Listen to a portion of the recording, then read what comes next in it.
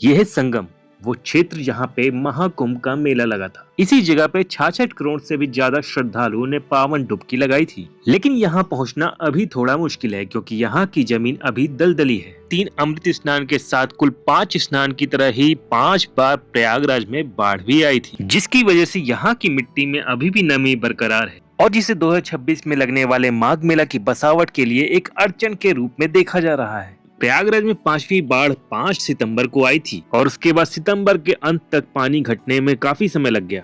अभी भी आप देखेंगे तो साइड में पोल्स डूबे हुए हैं और जो मेन संगम है वो आगे जाके जहाँ पे पोलों का एक संग्रह दिखाई दे रहा है वहाँ पे है। तो अभी भी कुछ जमीन पानी के अंदर है और यहाँ की जो जमीन बाहर निकली हुई है वो दलदली दिखाई दे रही है।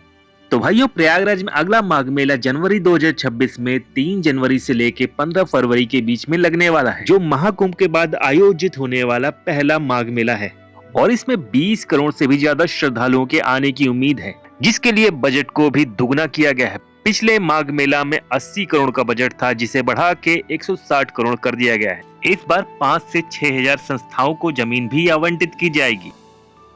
जनवरी 2026 में लगने वाले माघ मेले को 900 हेक्टेयर में बसाने की योजना थी, लेकिन 300 हेक्टेयर से भी ज्यादा जमीन के दलदली होने की वजह से जमीन के दायरे को बढ़ाया जाएगा और 1200 हेक्टेयर में माघ मेला बसाया जाएगा। दलदली जमीन की चुनौती के साथ सिर्फ 3 माह के भीतर जमीन की पैमाइश, टेंडर प्रक्रिया और सेक्टर वार बसावट के साथ ही संस्थाओं को स्थान आवंटन और मूलभूत सुविधाओं जैसे सड़क, बिजली, पानी, शौचालय आदि की व्यवस्था करना और एक शहर में मिलने वाली स्वास्थ्य और सुरक्षा की जिम्मेदारी, ये सभी व्यवस्था मेला प्राधिकरण को 3 माह के भीतर करनी है, जो एक चुनौती से कम नहीं होगी।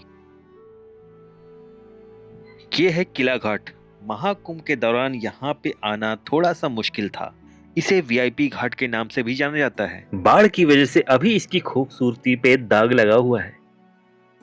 तो भाइयों, आपके लिए जनवरी 2026 में लगने वाला माघ मेला एक सुनहरा अवसर है। अगर आप किसी कारणवश महाकुंभ में आने से वंचित रह गए हैं तो इस बार जनवरी 2026 में लगने वाले माघ मेले में जरूर आइएगा, क्योंकि आपको इस बार सभी वैष्णव अखाड़ों को स्नान करते हुए देखने का लाभ भी मिलेगा। और अगर आप महाकुंभ को मिस कर रहे हैं तो आने वाला माघ मेला आपके लिए एक अवसर है उस अनुभूति को फिर से प्राप्त करने के लिए। तो माघ मेले की स्नान की प्रमुख तिथियां याद कर लीजिए, जैसे कि पौष पूर्णिमा का स्नान 3 जनवरी 2026 को होगा। दूसरा स्नान मकर संक्रांति का होगा जो 14 जनवरी 2026 को होगा और तीसरा स्नान मौनी अमावस्या का होगा जो 18 जनवरी 2026 में होगा। वसंत पंचमी का स्नान 23 जनवरी को है। उसके बाद माघी पूर्णिमा का स्नान 1 फरवरी को और सबसे आखिर में महाशिवरात्रि का स्नान 15 फरवरी 2026 को होगा। तो मात्र 3 महीने बाद प्रयागराज में फिर से टेंट सिटी बसाई जाएगी और अगर आपको महाकुंभ का अनुभव लेना है तो इस बार के माघ मेले में अवश्य आइएगा। संगम क्षेत्र में फिर से चहल पहल बढ़ गई है। बाढ़ का पानी काफ़ी कम हो चुका है। मेन संगम दिखने लगा है अब।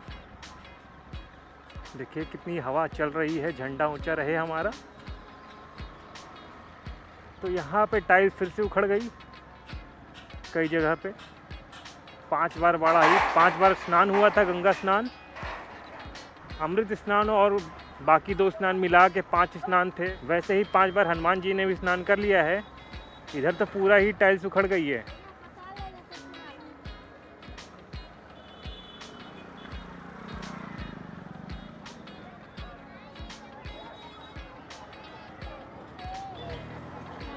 भीड़ काफ़ी है आज।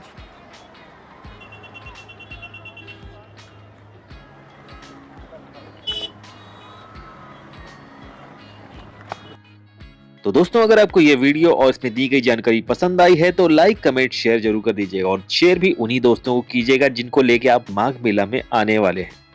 मिलते हैं नेक्स्ट वीडियो में। Thanks for watching.